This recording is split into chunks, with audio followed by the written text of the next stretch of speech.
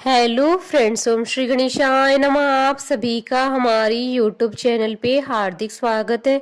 पिछली वीडियो में हमने बात की थी दशा माता व्रत की चौथी कथा की। अब आइए प्रारंभ करें दशा माता व्रत की पांचवी कथा। एक राजा की दो रानियां थी। राजा की प्यारी रानी को लक्ष्मी कहा जाता था और दूसरी रानी को रानी होने पर भी कुलक्षणी कहा जाता था।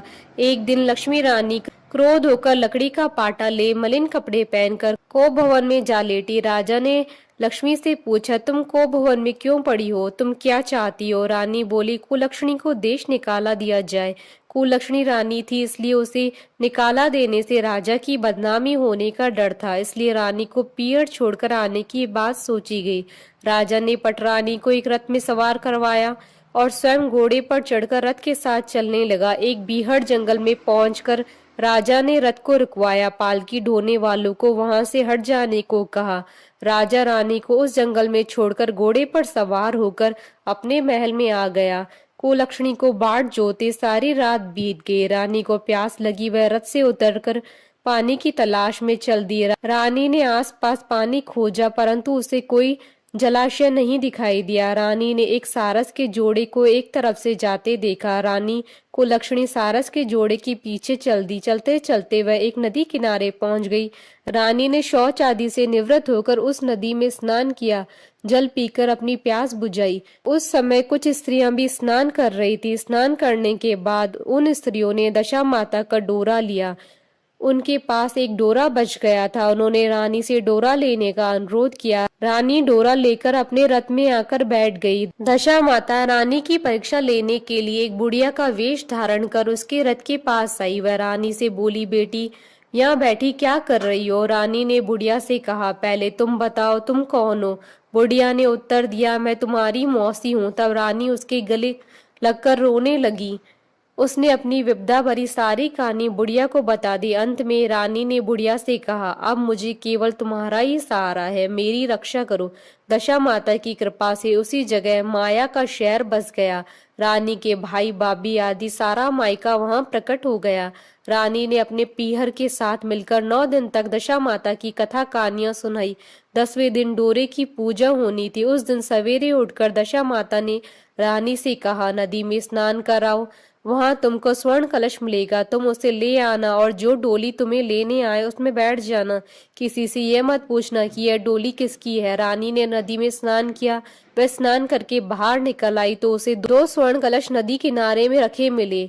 उन्हीं के पास रेशमी वस्त्र रखे थे। उन वस्त्रों को रानी ने पहन लिया। वह चलने को तैयार हुई। उसे डोली आती हुई दिखाई दी। वह डोली में बैठ गई और अपने घर पहुंच गई। घर पहुंचकर उसने माया के परिवार की सब महिलाओं के सहित दशा माता के डोरे की पूजा की, सुहागनों को भोजन कराया। इसके बाद उसने पारण किया। अब रानी अपने पीहर में आनंद पूर्वक सबके साथ मिलकर रहने लगी। इधर कुछ समय बाद राजा को रानी कुलक्षणी का ध्यान आया। राजा ने विचार किया कि जिस दिन से मैं रानी को जंगल में छोड़कर आया हूँ तब से उनका कोई समाचार नहीं मिला। चलकर देखना चाहिए कि रानी कुलक्षणी का क्या हाल है।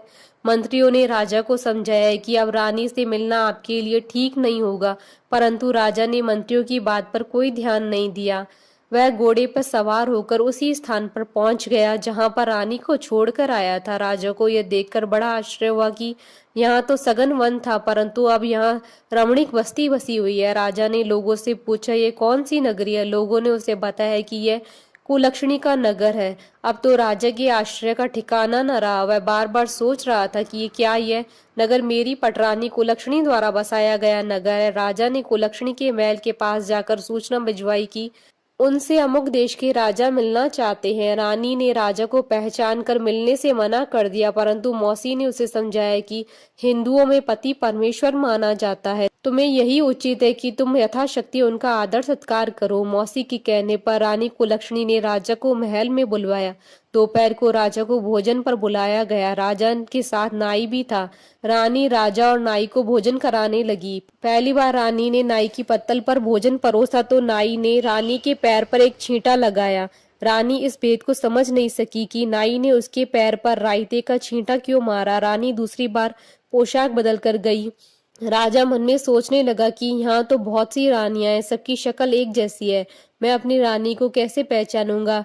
डेरे आकर राजा ने नाई से कहा, यहाँ तो कई रानियां हैं, मैं अपनी रानी को कैसे पहचानूं। नाई बड़ा चतुर था, वह बोला, रानी तो एक ही है, परंतु वह पोशाक बदल बदल कर हमारे सामने आ रही है। राजा ने नाई से पूछा, तुम्हें कैसे पता चला कि रानी एक ही है। नाई बोला कि मैंने उनके पैर पर रायते का छींटा मारा था, वह 3 बार कपड़े बदलकर हमारे सामने आई, परंतु वह छींटा उनके पैर पर तीनों बार लगा हुआ था।